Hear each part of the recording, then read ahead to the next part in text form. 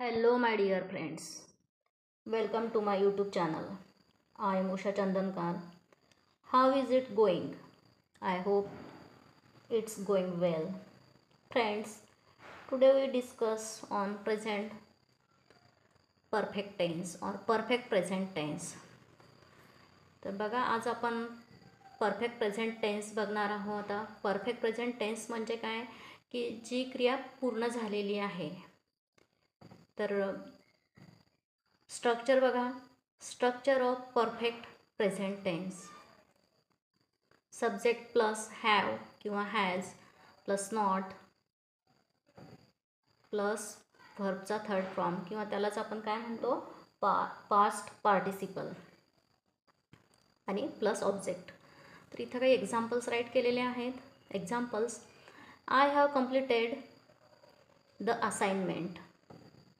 दे next आहे she he it has visited Italy. They have watch that movie. We have read the book.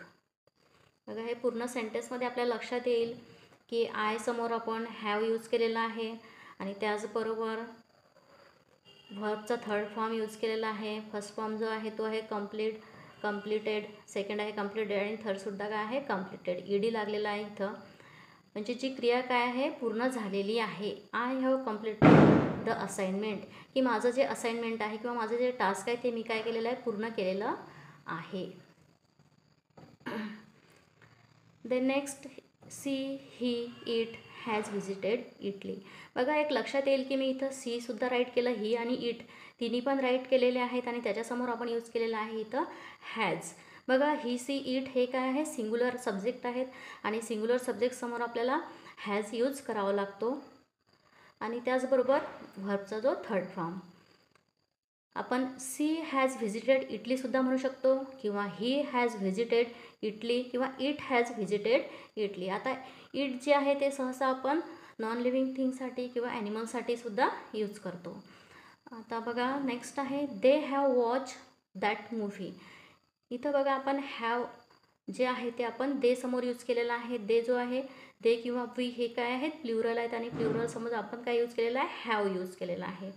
Okay. बघा negative sentence कसे तयार करायचे. तर जे स्ट्रक्चर आहे ते सब्जेक्ट प्लस हॅव किंवा हॅज आणि not plus past participle. Example बघा, I have not travelled to Japan. She he it has not learn French. They have not met the new neighbour. We have not found the lost keys.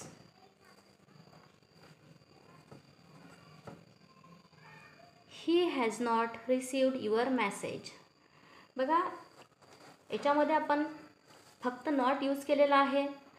Have किंवा has नंतर आपण not use केलेला आहे.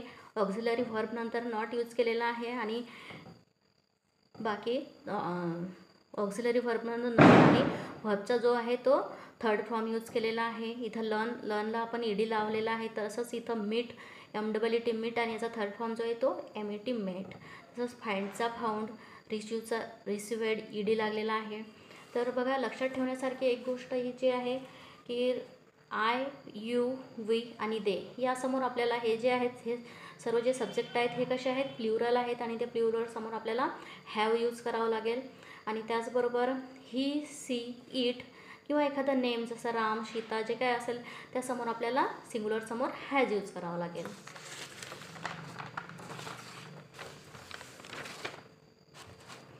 आता याचा question form कसा तयार करायचा.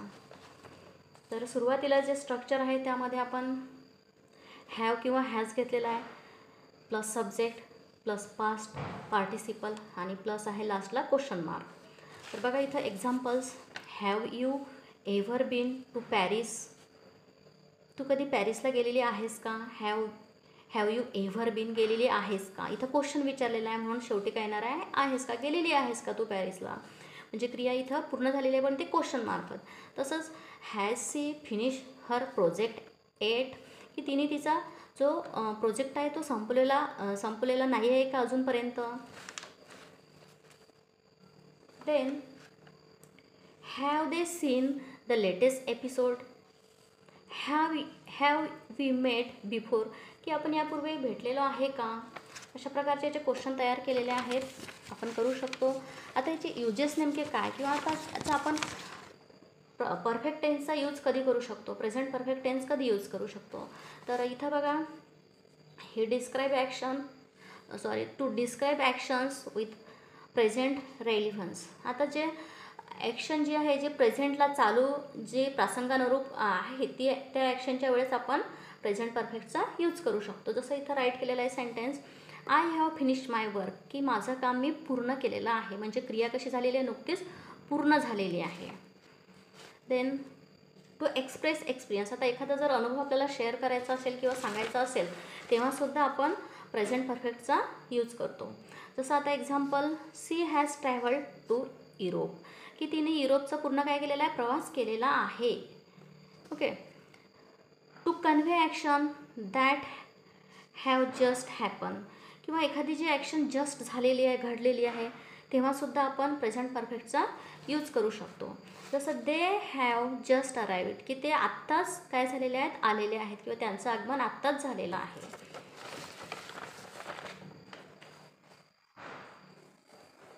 To discuss action at an unspecified past times.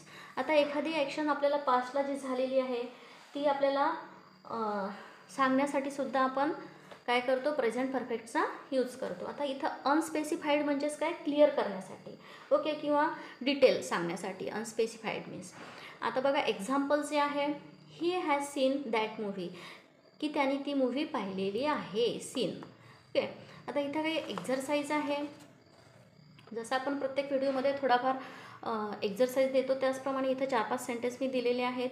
First sentence जे आहे, I fill in the blanks finish my homework just now. आता प्रेझेंट परफेक्ट टेन्स आहे म्हणून आता आपण इथं आय आहे, तर आय समोर काय येणार आहे, have. I have. Then finish जे आहे हे व्हर्ब आहे, तर या व्हर्बला आपल्याला काय लावायला लागेल, थर्ड फॉर्म म्हणून ED. I have finished my homework just now, की मी माझा होमवर्क आत्ताच काय केलेला आहे, संपवलेला आहे किंवा पूर्ण केलेला आहे. तर बघा ही 4-5 सेंटेन्स तुम्हाला सॉल्व करायचं आहे. देन आता एक प्रोव्हर्ब बघा, आपण प्रोव्हर्ब बघणार आहोत. A beggar won't mind being insulted. तर मिनिंग आहे, a needy person can not afford to be choosy or proud. जर सिम्पल शब्दामध्ये जर आपल्याला बघायचं असलं तर, if a poor man is hungry he will accept food even if someone gives it rudely.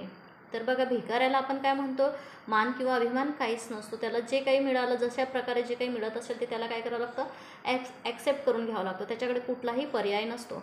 किंवा जर आपण म्हटलं तर एखादा जर गरीब भुकेला जर पर्सन असेल आणि कोणी त्याला रूढपणे किंवा रागवून एखादं काही त्याला खायला दिलं तर त्याला ते घ्यावंच लागतं. तिथं काही पर्याय चालत नाही. त्यामुळे a beggar won't mind being insulted. अशा प्रकारे ही एक प्रोव्हर्ब आज आपण बघितलेली आहे. So I hope your concept about present perfect tense will be clear. So friends, thank you for watching my video. Please like, share and subscribe to my channel.